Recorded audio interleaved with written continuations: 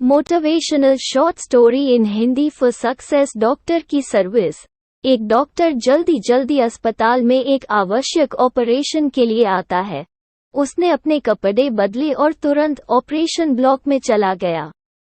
उसने देखा कि लड़के के पिता हॉल में चक्कर लगा रहे हैं। डॉक्टर को देखते ही लड़के के पिता भड़क हो उठे और डॉक्टर से बोले कि आपको आने में इतनी देर क्यों लगी? क्या आप जानते नहीं हो कि मेरे बेटे की जान खतरे में है? आपको आपकी जिम्मेदारी का एहसास है या नहीं? डॉक्टर ने मुस्कुराया और बोला कि माफ कीजिएगा, मैं अस्पताल में नहीं था, मैं जितना जल्दी हो सका आ गया। अब मैं चाहूंगा कि आप शांत हो जाइए ताकि मैं अपना काम शुरू कर सकूं।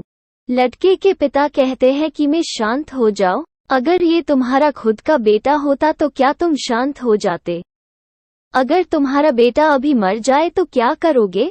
लड़के के पिता ने चिल्लाकर पूछा।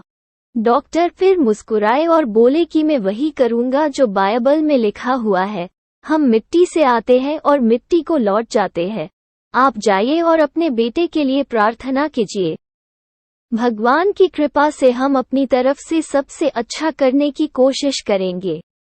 उसके बाद लड़के का पिता बड़बड़ाया और बोले कि बहुत आसान होता है सलाह देना, जब खुद का कोई लेना देना नहीं होता है।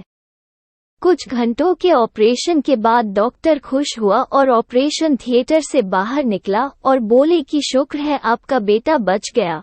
और बिना पिता के कुछ कहने का इंतजार किए डॉक्टर वहां से बाहर चले गए।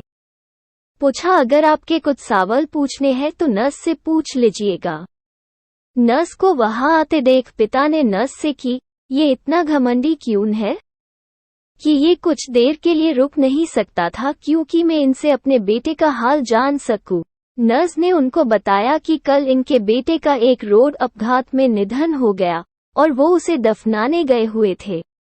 जब हमने उन्हें आपके बेटे के ऑपरेशन के लिए उन्हें बुलावा भेजा, तब वो आपके बेटे का ऑपरेशन करने के लिए वहां से निकल आए।